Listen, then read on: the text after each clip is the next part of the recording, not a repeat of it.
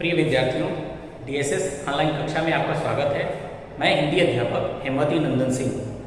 आज हम सभी हिंदी व्याकरण के अंतर्गत अगला अध्याय जो है वो संधि, उसके बारे में अध्ययन करेंगे। इसके पहले हमने भाषा, लिपि और व्याकरण, वर्ण विचार और शब्द विचार नामक अध्याय का जो है अध्ययन कर लिया था। उनके अभ्यास प्रश्नों को और प्रश्नोत्तर, उस पर आधारित जो प्रश्नोत्तर थे उसको भी हल कर लिया था।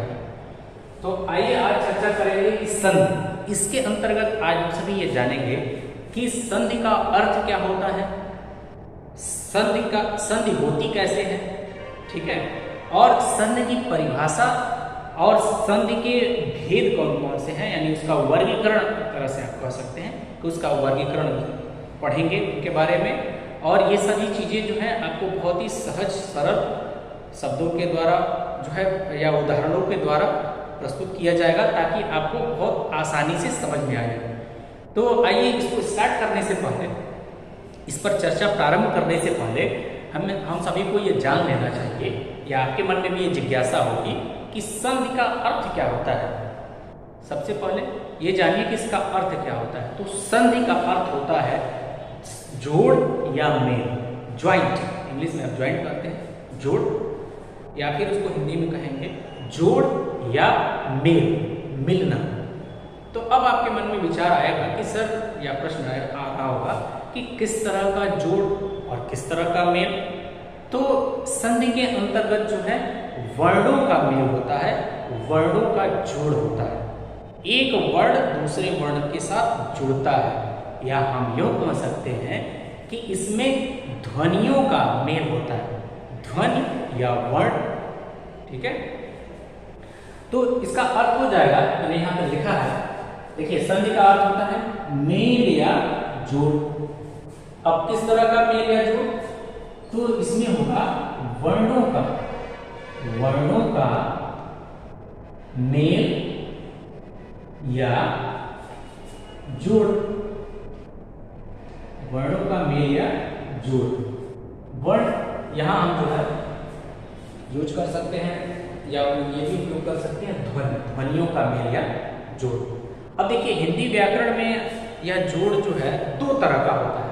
एक, जब आपको मैं समास पढ़ाऊंगा, इसके अगला जो अध्याय है, इसके आगे आपको पढ़ने को मिलेगा, तो उसमें भी जोड़ होता है, उसमें भी जो है मेल होता है, लेकिन उसमें शब्दों का मेल होता है, ठीक है। जैसे राजा का पुत्र, राजपुत्र, ठीक है। तो उसमें क्या है, उसमें शब्दों का जोड़ हो रहा है। और लेकिन यहाँ याद रखिएगा, और इन दोनों में अंतर भी यही होता है मुख्य रूप से, कि संधि में वर्णों या ध्वनियों का जोड़ या मेल होता है, और समास में शब्दों का जोड़ या मेल होता है, ठीक है। ये अंतर आपको जानना जरूरी है। तो यहाँ हमें पढ़ना है वर्णों का मेल या जोड़।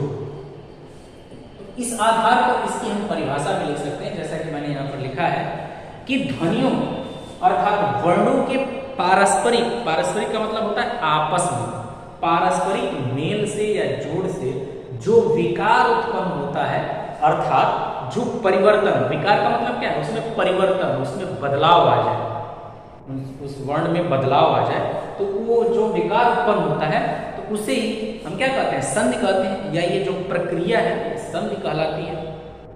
दो वर्णों के मिलने की प्रक्रिया, और उसके बाद जो नया वर्ण बन रहा है उसमें जो विकार आ जा रहा है, जो परिवर्तन आ जा रहा है, उसको हम क्या कहेंगे, उसको हम कहेंगे संधि, ठीक। अब यहाँ उदाहरण के द्वारा आपको समझ में आ जाएगा। जैसे हिम प्लस आलय, देखिए दो शब्द हैं, ठीक है, दो शब्द हैं, हिम प्लस आलय, या हिम धन आलय बराबर होता है हिमालय।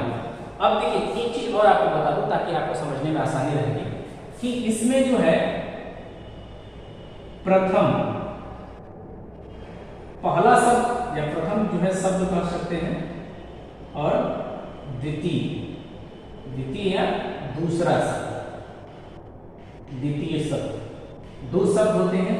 इन दोनों शब्दों में इसका जो है प्रथम पद जो शब्द है उसका अंतिम वर्ण, ठीक है, और दूसरे शब्द का प्रथम वर्ण, वर्ण, याद रखिएगा इसे, प्रथम वर्ण, इनका आपस में जो है मेल होता है।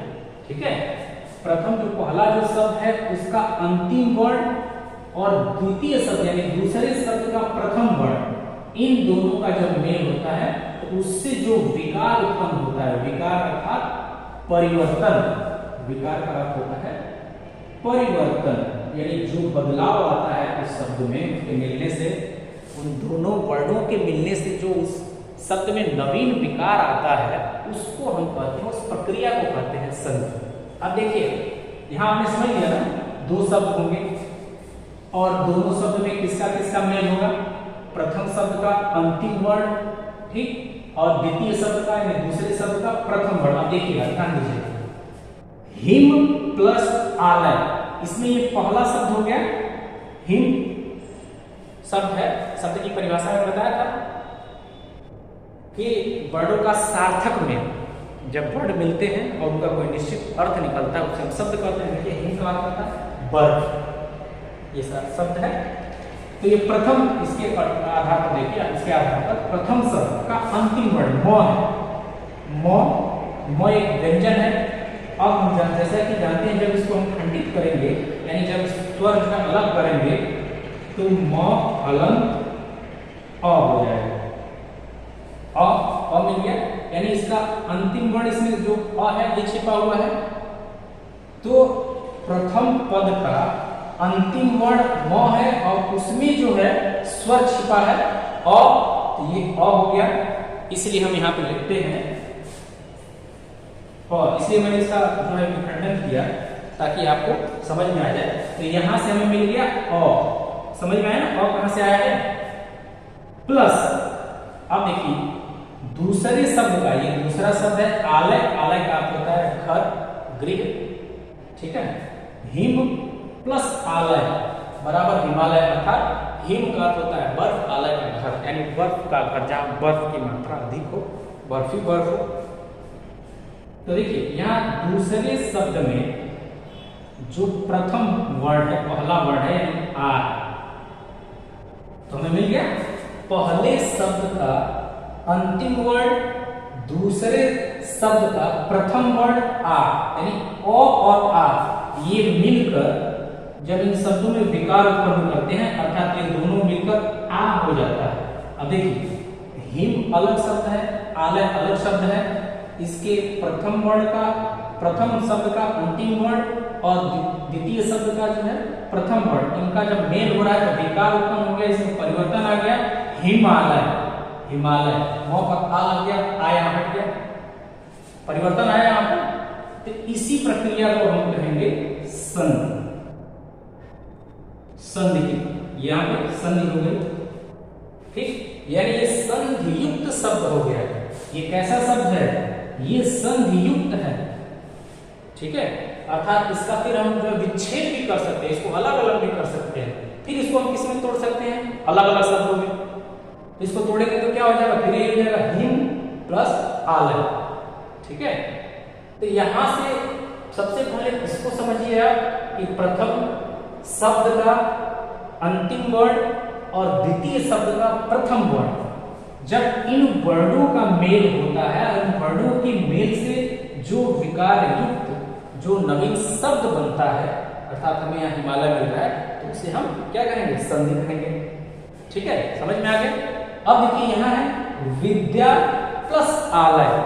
अब यहाँ देखिए वही चीज, प्रथम जो शब्द है विद्या और द्वितीय शब्द है आलय। विद्या का मतलब विद्या जानते हैं, आलय घर यानी विद्यालय, विद्या का घर जहाँ पर विद्या देने का कार्य हो रहा, सीखने सिखाने की प्रक्रिया चल रही हो, ठीक है, वहाँ इस तरह का घर जैसे आपका स्कूल विद्यालय कहते हैं। अब देखिए यहाँ आ है, अब मुझे लगता है कि इसको खंडित करने की आवश्यकता नहीं है, वर्ड विच्छेद इसका करने की जरूरत नहीं है, आप समझ जाएंगे। यहाँ आ छिपा हुआ है, विद्या प्लस और यहाँ से हमें आ, दूसरे शब्द का प्रथम वर्ण आ, और ये दोनों मिलकर हो गया आ, यानी विद्यालय, यहाँ विद्यालय हो गया। ये आ जो है हट गया और इसके उनको इनका मेल हो गया, इनका जुड़ाव हो गया, ये आपस में जुड़ गए, इसी प्रक्रिया को हम कहेंगे संधि। अब ये जो शब्द मिला है विकार युक्त, इसे हम कहेंगे संधियुक्त, संधियुक्त शब्द। ठीक है, ये जो हमें शब्द मिला ये हो गया संधियुक्त शब्द है। ठीक है, अब देखिए इसी के अंतर्गत जो हमारा अगला बिंदु है जिस पर हम चर्चा करेंगे वो है कि संधि विच्छेद किसे कहेंगे। संधि समझ रहे हैं, जोड़, विच्छेद का मतलब उसको अलग कर देना, उसको खंडित कर देना, अलग अलग कर देना। लेकिन शर्त यह है कि जब भी हम विच्छेद करेंगे तो वो जब टूटेंगे दोनों शब्द, ठीक है, या वो जो शब्द जो है संधियुक्त शब्द जब टूट रहा है तो उसका अर्थ होना चाहिए, वो सार्थक होना चाहिए, निरर्थक नहीं होना चाहिए। अगर निरर्थक हुआ तो फिर जो है वो सार्थकता प्रकट नहीं करेगा, शब्द की श्रेणी में नहीं आएगा तो गलत हो जाएगा। ठीक है, तो संधि विच्छेद देखिए, संधियुक्त, संधियुक्त अर्थात ऐसे शब्द, यहाँ में लिखा है विद्यालय, हिमालय, ठीक है, शरणागत, देवालय, गिरीश, चंद्रेश, ठीक है, चंद्रशेखर इत्यादि ऐसे शब्द बहुत से मिल जाएंगे जो संधियुक्त हो।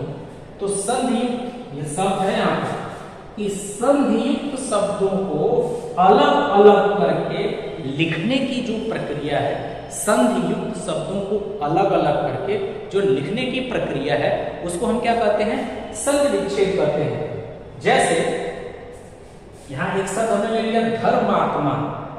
अब देखिए संधियुक्त शब्द है तो जो इसको हम विच्छेद इसका करेंगे, इसका ये हो जाएगा धर्म प्लस आत्मा। दोनों का अर्थ होना चाहिए, धर्म का आप जानते हैं और आत्मा, आत्मा, धर्मात्मा। शरणागत ये हो जाएगा शरण धन आगत। आगत का मतलब आया हुआ, यानी जो शरण में आया हुआ, जो शरण में आता है उसको हम कहेंगे शरणागत। ठीक, तो आपको ये समझ में आ गया संधि विच्छेद, यानी संधियुक्त शब्दों को अलग अलग कर देना, यानी उनको विभाजित करना, अलग अलग लिखने की जो प्रक्रिया है इसी को हम कहते हैं संधि विच्छेद। ठीक, और जब हम इन दोनों को आपस में जोड़ देंगे, जब इन दोनों को हम मिला देंगे, जैसे धर्म और आत्मा, धर्मात्मा फिर ये बन जाएगा धर्मात्मा, और ये हो जाएगा शरणागत। तो अब ये क्या हो गया, ये कौन सी प्रक्रिया हो गई, ध्यान दीजिएगा। देखिए संधियुक्त शब्दों को जब हम अलग अलग करके लिख रहे हैं तो ये संधि विच्छेद हो गया। अब जब इन्हीं शब्दों को हम आपस में इनका मेल करा दे रहे हैं, इनको जोड़ दे रहे हैं, वर्णों के द्वारा जब ये आपस में जुड़ रहे हैं तो ये संधि हो गई और ये इसका विच्छेद हो गया। विच्छेद का मतलब अलग कर देना, संधि का मतलब उसको जोड़ देना। तो आज हमने इसको देखा कि हमने पढ़ा संधि का अर्थ क्या है और संधि किसकी संधि हो रही है। यहाँ पे किसकी संधि हम पढ़ रहे हैं, तो वर्णों या ध्वनियों की संधि पढ़ रहे हैं। संधि की परिभाषा क्या हो जाएगी, तो ध्वनि या वर्णों के पारस्परिक मेल को हम क्या कहते हैं, संधि कहते हैं, या उससे जो विकार उत्पन्न होता है उसे हम संधि कहते हैं, उस प्रक्रिया को संधि कहते हैं। उदाहरण जैसे कि मैंने आपको यहाँ पर दिया है हिमालय, विद्यालय, ठीक है, इसी तरह से गिरीश, देवेश, इंद्रेश, महर्ष, तमाम ऐसी चीजें हो जाएंगी। अभी इसका वर्गीकरण भी मैं पढ़ाऊंगा आपको। फिर आगे आपने पढ़ा संधि विच्छेद, यहाँ आपने पढ़ा संधि और नीचे पे पढ़ा आपने संधि विच्छेद क्या है। तो संधियुक्त शब्दों को अलग अलग करके लिखने की जो प्रक्रिया है उसको हम कहते हैं संधि विच्छेद।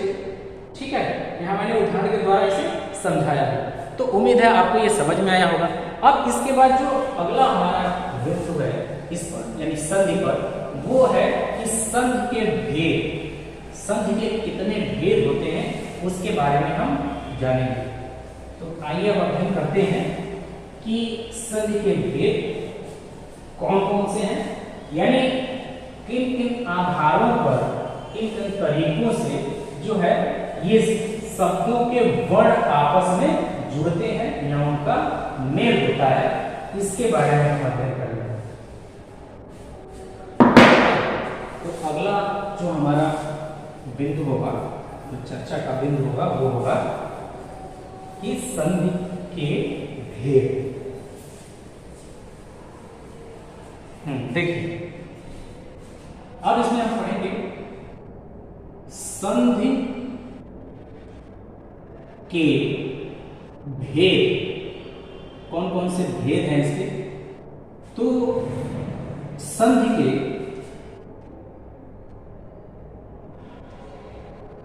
तीन भेद होते हैं, मुख्यतः तीन भेद होते हैं, या संधि तीन प्रकार की होती है, ये भी आप कह सकते हैं। संधि के तीन भेद होते हैं, या संधि तीन प्रकार की होती है। पहला इसमें है स्वर संधि, स्वर संधि, ठीक। और दूसरा है व्यंजन संधि, व्यंजन संधि। तीसरा और अंतिम जो संधि का प्रकार या संधि का जो भेद है वो है विसर्ग संधि, विसर्ग संधि, ठीक है। विसर्ग संधि तो हमने पढ़ा संधि का अर्थ, संधि की परिभाषा, संधि विच्छेद, और अब पढ़ रहे हैं संधि के भेद। तो जो मैंने बताया था कि जो वर्णों का जो मेल हो रहा है, ध्वनियों का जो मेल हो रहा है, उससे जो विकार उत्पन्न हो रहा है उसे हम संधि कहेंगे। तो यही जो वर्णों का मेल है वो तीन तरीकों से होता है, तीन प्रकार से होता है। तो जिसमें स्वर जो है स्वर से मिलते हैं, जब कोई वर्ण जो है, जैसे देखिए यहाँ पर मैं उदाहरण के साथ समझा रहा हूँ तो समझ में आ जाएगा। मैंने पहला लिखा था ना हिम प्लस आलय, ठीक। अब इसमें हिम मौ का जब वर्ण विच्छेद करेंगे तो यहाँ है अ, ठीक, और यहां से मिल गया आ। प्रथम शब्द का अंतिम वर्ण जो है अ, द्वितीय शब्द का प्रथम वर्ण जो है क्या है आ। अब इन दोनों वर्णों का जब मेल हो रहा है, इससे जो विकार उत्पन्न हो रहा है, जो नया विकार युक्त नवीन शब्द बन रहा है, उसको हम कह रहे हैं कि संधि हो रही है, यानी संधि है, हिमालय। तो यहां ध्यान दीजिएगा, अब क्यों इसको स्वर संधि कहा गया। अब यहां देखिए जो दो वर्ण मिल रहे हैं यहाँ पर, इनकी जो संधि हो रही है, इनका जो जोड़ हो रहा है, यानी इनका जो मिलाप यहाँ हो रहा है, ये क्या है, ये स्वर है कि व्यंजन है। निश्चित तौर से आप कहेंगे कि ये दोनों स्वर है। तो देखिए जब स्वर का मेल स्वर से हो, ठीक है, और उसके बाद जो विकार या परिवर्तन हो रहा है या संधि जो शब्द मिल रहा है, तो इसको हम कहेंगे किस संधि तो यहाँ हो रही है, लेकिन किस तरह की संधि हो रही है, वो कौन सा प्रकार है या कौन सा भेद है, वो स्वर संधि है। क्योंकि यहाँ पर स्वर और स्वर का मेल दूसरे स्वर से हो रहा है, ठीक है। यहाँ या समान या विजाति भी हो सकते हैं, यानी सजाति अपने जात के या दूसरे भी हो सकते हैं। जैसे मान यहाँ पे अ है, ई भी हो सकता है, यानी स्वर स्वर का ही मिलना जरूरी है, ठीक है। यहाँ स्वरों का मेल हो रहा है, इसलिए हम इसे कहते हैं स्वर संधि। इसी प्रकार व्यंजन संधि में क्या हो जाएगा, आप बताइए। व्यंजन संधि नाम से स्पष्ट है, उसी में उसकी परिभाषा छिपी हुई है, व्यंजन संधि। हाँ, जब व्यंजन का व्यंजन से या व्यंजन का स्वर से जब मेल होता है, तो उससे जो विकार या परिवर्तन होता है, ऐसे वर्णों के मेल से, जो पारस्परिक मेल से जो विकार या परिवर्तन होता है, उसको हम क्या कहेंगे, व्यंजन संधि। जैसे मान लीजिए अगर हम कोई शब्द यहाँ पर लें जिसमें यहाँ तो जो है स्वर मिल रहा है ना, और यहाँ पे व्यंजन मिल रहा है। यहाँ देखिए जो है मैं उदाहरण प्रस्तुत कर रहा हूं, दिक प्लस अंबर, दिक प्लस अंबर बराबर दिगंबर,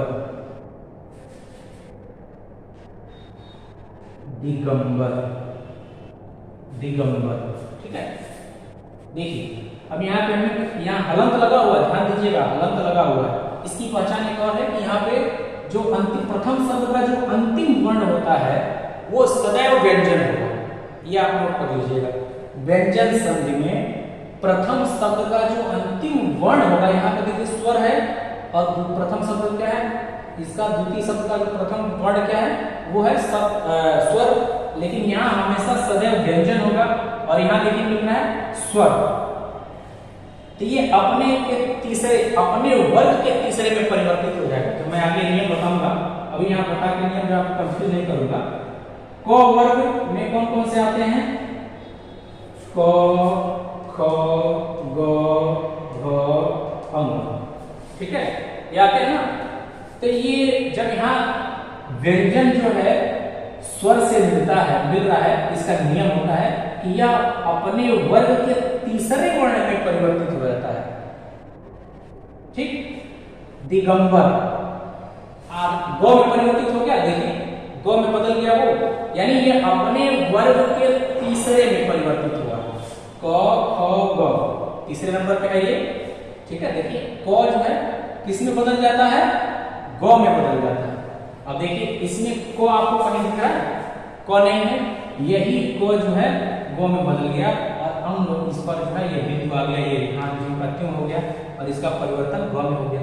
तो हम देख रहे हैं कि यहाँ पे व्यंजन का जो है मेल किससे हो रहा है, स्वर से हो रहा है, ठीक। स्वर संधि में केवल स्वर का मेल होता है, जोड़ होता है। व्यंजन संधि में व्यंजन के साथ व्यंजन भी आ सकता है या स्वर का मेल होता है, उसे हम कहेंगे व्यंजन संधि। अब देखिए अगली जो संधि हो रही है यहाँ पर, अर्थात तीसरी जो संधि है विसर्ग। विसर्ग का उच्चारण किसके आधार पर होता है, किस तरह से होता है, मैंने बताया था आपको ह। विसर्ग का चिन्ह क्या होता है, विसर्ग का चिन्ह ये होता है, ठीक है। जैसे प्रायः आप लिखते हैं ना, प्रायः, प्रातः, प्रातः, ये जो चिन्ह हम लगा रहे हैं, आगे बिंदु लगा रहे हैं, ये विसर्ग का है।